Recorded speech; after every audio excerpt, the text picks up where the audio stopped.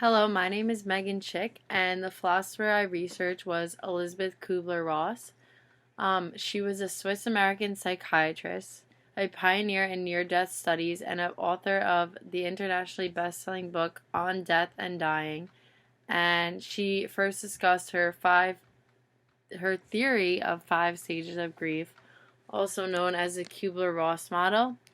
And that's what I'm here to talk about today, the 5 stages of grief. She describes these stages of how people may react to a loss. She insisted that dying people should be heard. She would conduct interviews with terminally ill patients.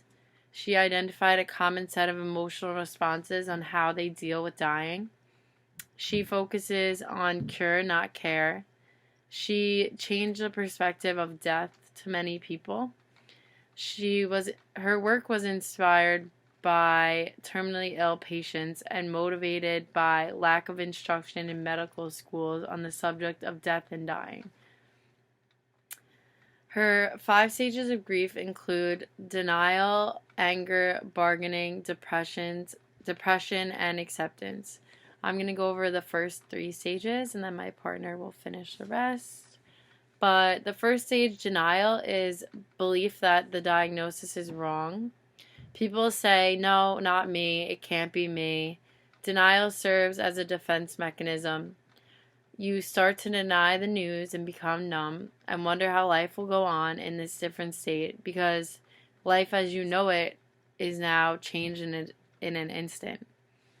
So during this stage, you are not living in actual reality, but a preferable reality. We stagger the full effect it has on us so we do not become completely overwhelmed with grief.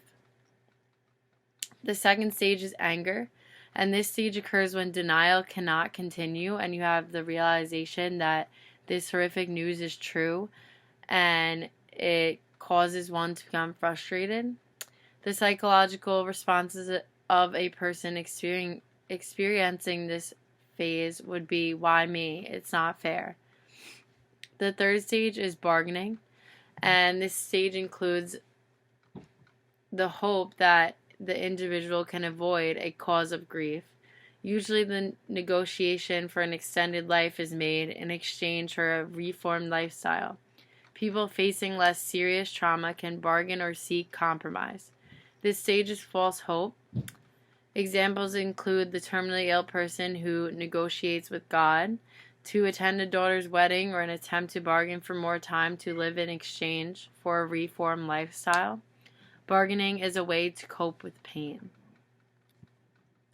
Hi, I'm Abby Weston, and I'm going to be talking about the other 2 stages of grief. So the fourth one is depression, and during this stage, the individual despairs at the recognition of their mortality. In this state, the individual may become silent, refuse visitors, and spend much of the time mournful and sullen, basically a feeling of disconnection. The 5th stage is acceptance. So in this last stage, the individuals embrace mortality or an inevitable future or that of a loved one or another tragic event. People dying may precede the survivors in this state, which typically comes with a calm, retrospective view for the individual and the stable condition of emotions. It can also be a time when individuals try to make peace with relatives and friends, as well as helping loved ones come to terms with the end of their lives. So Kubler-Ross's book on death and dying is about what dying has to teach doctors, nurse, clergy, and their own family members about death and dying in the 5 stages. She concluded that women are most likely to go through the 5 stages of grief rather than men. However, most people go through at least 2. These stages were just Kubler-Ross's beliefs. They were not based on scientific findings, but based on her own experiences and conversations with dying patients.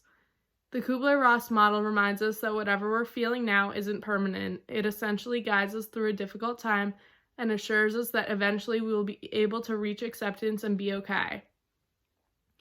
A year after her death, a book was published by Kubler-Ross and David Kessler. This book talked about how she later realized that the stages are not linear and predictable progression, but that she regretted writing them in a way that is misunderstood. She saw these stages as to how people cope with illness and death, not as reflections of how people grieve.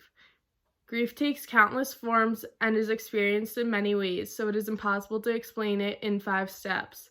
There is no right or wrong way to grieve.